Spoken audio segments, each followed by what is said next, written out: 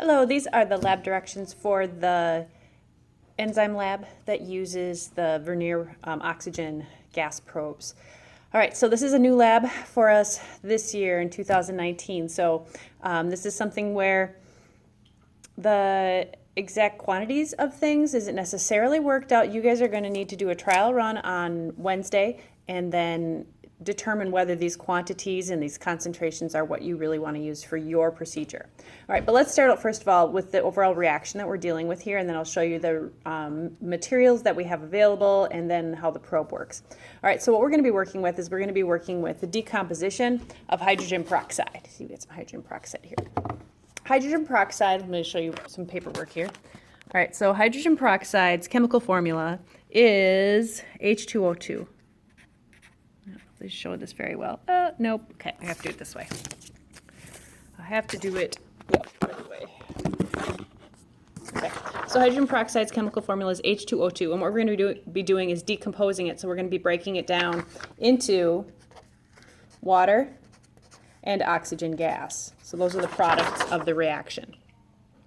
Now, this reaction is something that would proceed on its own. That's why hydrogen peroxide is stored in brown bottles, because it has a pretty poor shelf life. So this reaction takes place on its own. It decomposes on its own pretty readily.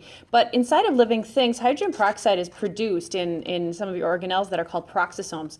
And it is it's pretty toxic. It's a byproduct of metabolism. So we do have an enzyme inside of our cells that can do this reaction and break down the hydrogen peroxide, and that particular enzyme is called catalase.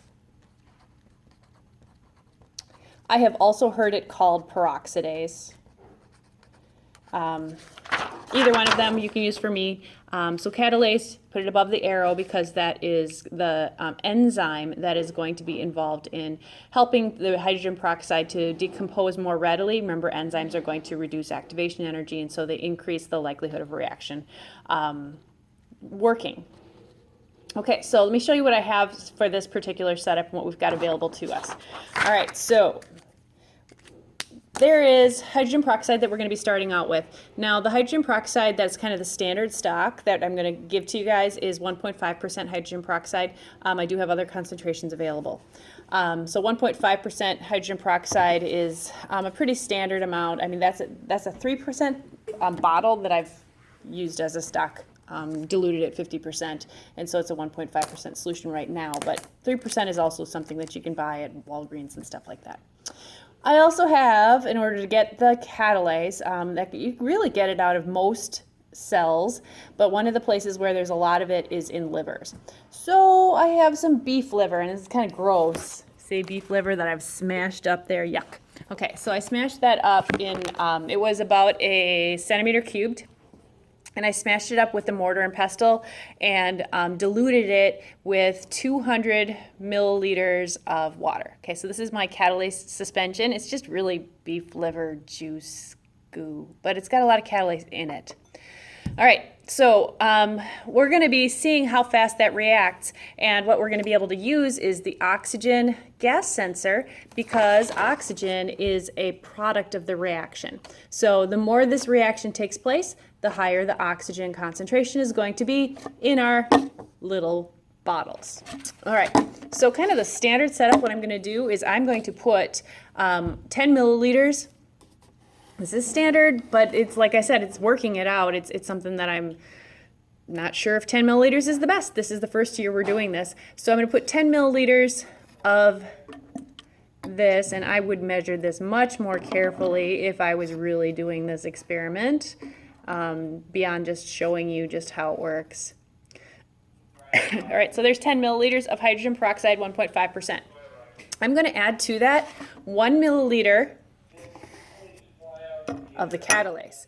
And I need to have my probe all ready to go, because as soon as that catalase gets in there, it's going to catalyze that reaction. It's going to make that reaction go, and I want to capture the oxygen. So I need to make sure that my LabQuest is all set up. Right now it is measuring dissolved oxygen and 20%. Where is it? There we go. Sideways. Okay.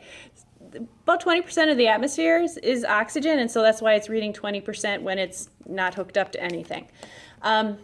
because ultimately we're going to be getting rate, and percentage as a quantity for a rate is a little bit odd. I mean, we could do that, but it's a little bit odd. I think that we should probably, though, convert this from calculating in percentage to calculating in parts per million. So that's 1 molecule of oxygen per million of other stuff. So we're going to convert this over, and so you can do that in the sensors area, and then you can do that in sensor setup.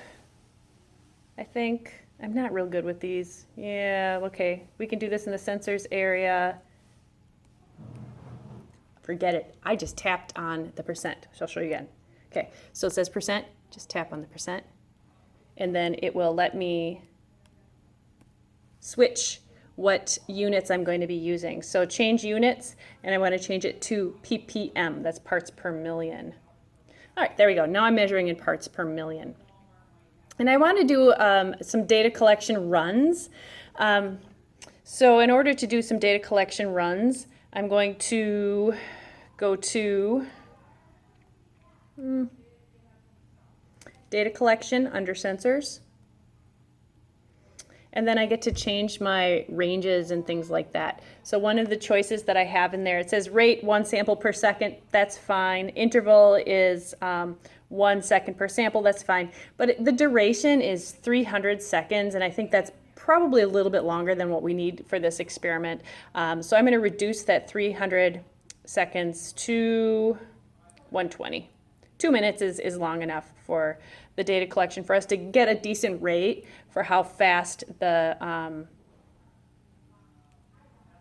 yeah, it's set for 120 now. So how fast that hydrogen peroxide is being broken down is ultimately what this experiment's about. You're going to be coming up with something that affects the rate of this enzyme-mediated reaction.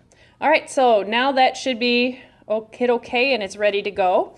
All right, so as soon as I add the catalase, I'm going to hit the play button down here, because then it's going to just start its data collection. So I'm going to add my 1 milliliter of catalase. All right, 1 milliliter of catalase. Get that probe going in there, nice and tight, and then press the play button on my vernier thing. And then I want to make sure that I'm swirling this. I would swirl it consistently throughout the whole run is what I would make sure that I was doing. The bubbles that are happening in here, I don't know if you can see bubbles. See, there's bubbles. Those are the gas bubbles of oxygen that are being released. And so yeah, so right now it's plotting those points on my LabQuest 2 so that I can see what ends up happening. And when you're finished, you get a graph, and you can take a look at that graph, and you can calculate rate from that process. All right, so I would continue this then for 2 minutes. You do need to do multiple trials, because I do want you to be able to do statistics again. In order to do statistics, you have to have the ability to do averages. So I do want you to do as many trials as you possibly can get in within the class period for each of the different levels of treatment that you're testing. Beyond that, I think I'm going to give you a little bit more in class when I'm talking about what your possible independent variables might be. But beyond that, this is kind of the general setup.